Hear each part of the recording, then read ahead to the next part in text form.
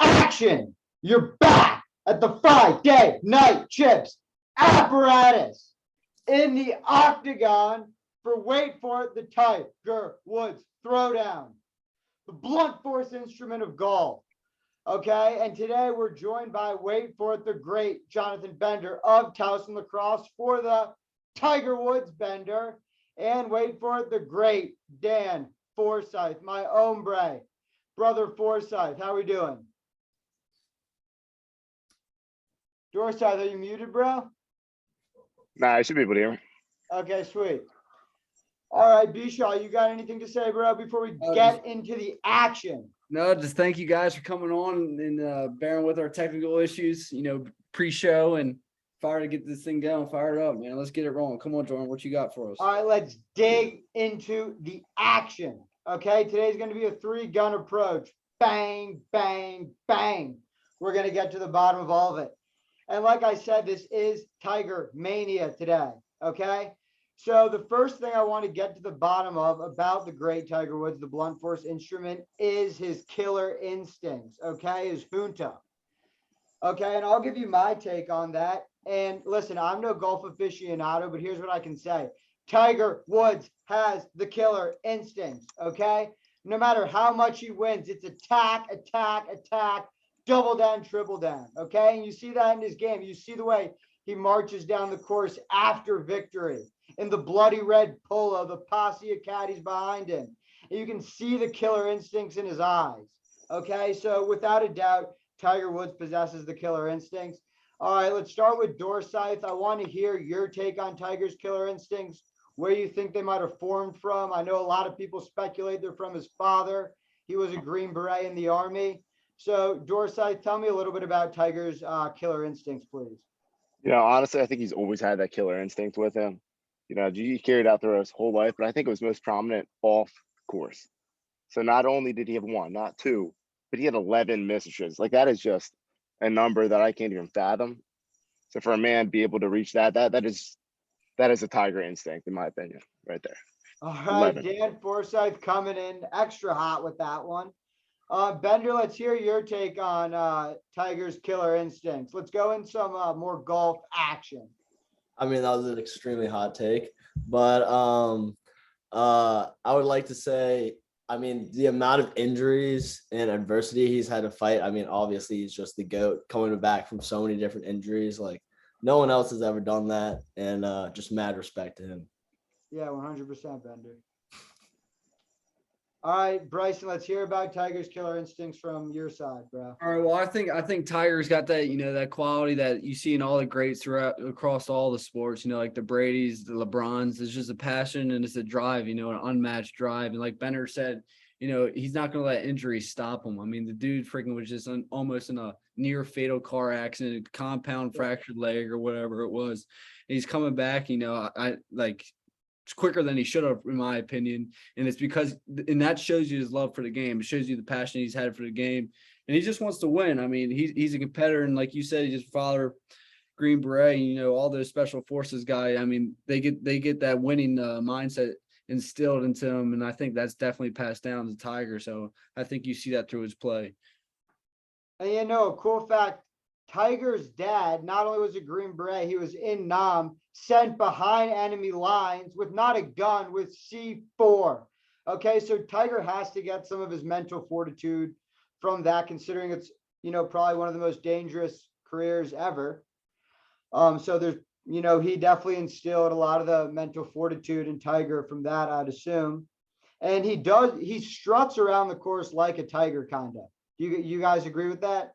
Yeah, he's got like you said, he's got that killer mindset. He's hunting. Killer instincts. Yes, sir. All right, what you got next for us, boss man?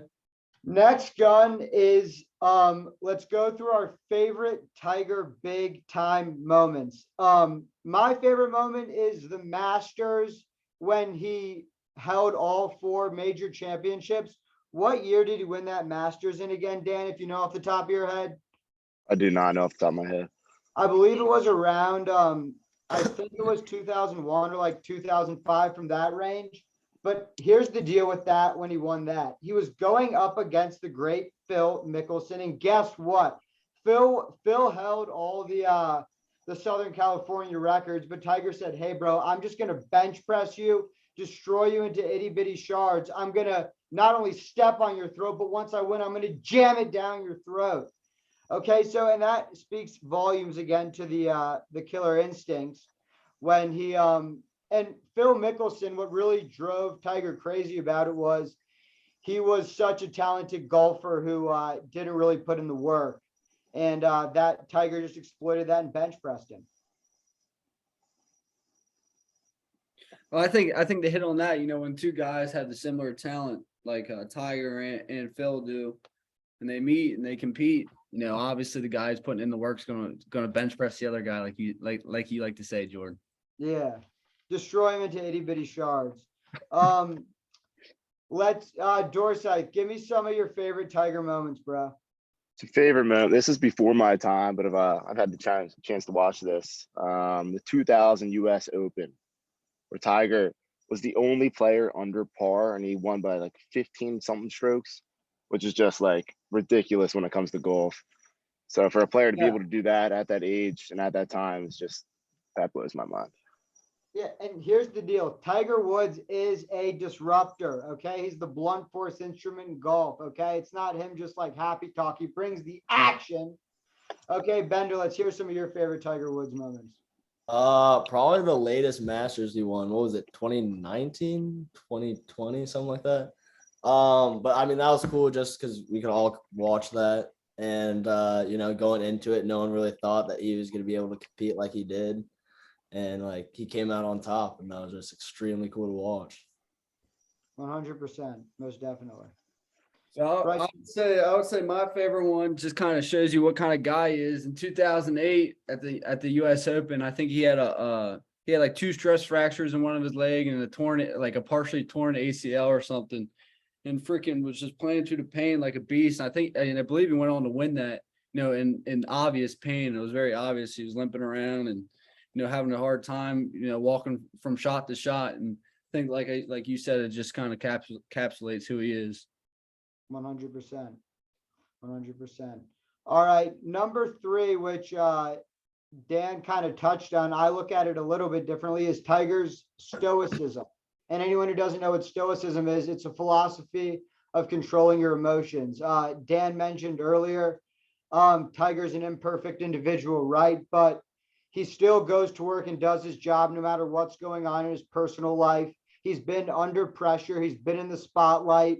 He won three straight amateurs before the age of 21. So he's no stranger to the spotlight. That potentially had an effect on his personal life, but he remains stoic throughout, and he always bounces back no matter what adversity he's going through. It's attack, attack, attack, double down, triple down with this guy. Does anyone have any thoughts on Tiger's resilience no matter what adversity he's faced? Yeah, I can cover this one. So he's definitely faced a ton of adversity. I feel like he's one of the more political players who's done a lot off the field as he has on the field, of course, I would say. And his ability to, even with all the politics going on, to still perform, to still be Tiger and, you know, create that legacy and keep it coming is something pretty cool. So no matter what is really going off on the field, he doesn't really care. It doesn't faze him. Once he's on the course, he plays. Most definitely. Bender, you got any thoughts on Tiger's adversity, bro? I mean, I just think it's pretty crazy. I remember when he was on his run in the late 90s, early 2000s, and the bets on the field and everything was literally Tiger or the field, like who was going to win, because he won so many consecutive in a row that he had so much pressure every single tournament. It was crazy that he was just able to perform so much. Most definitely. Most definitely. What you got next for us? That was actually it. It was a 3-gun approach. Bang, bang, bang. Is there any other points anyone wanted to touch on about the great Tiger Woods, the blunt force instrument of golf? Well, if we got some extra time, we can hit on that new golf league. You know, I know there's been some controversy with that. Jordan, if you feel prepared or have enough knowledge on that, then we can get into that. But if not, it's all good. It's up to you. Like I said, I'm no golf aficionado, but Dan, you were at the course today. Any thoughts on what Bryson's talking about, bro? Yeah, the new Live League, it's pretty cool. It's definitely controversial. It's a lot of money, so it's hard for these players to turn it down. Like I know DeChambeau got like 9 figures or something to play there. Who else? Mickelson, 9 figures, like tons of money, but it's really controversial because it's Saudi Arabian league. So, the Americans aren't too happy with that, but especially PGA is not happy with that because they're stealing other players. So I think it's definitely an interesting topic, something to be talked about. And then that's like team play, right? Like that you get a team and stuff like that. Like that's a little different than Yeah, just it's solo. So I think it's interesting. I don't know the politics or whatever behind it, but the guys are getting paid, so why not? exactly. I think it's like a shotgun star. You got, I forget how many teams, but 4-player teams. So it's a cool layout. It definitely makes golf a little bit more interesting, in my opinion. Than traditional PGA, how they have it set up. Yeah, I like it. Definitely gonna be watching it. Bender, you got any knowledge on that or no? No, not in the new golf league, not really. But I'm waiting to see the golf match between Tiger Woods and his son and John Daly and his son.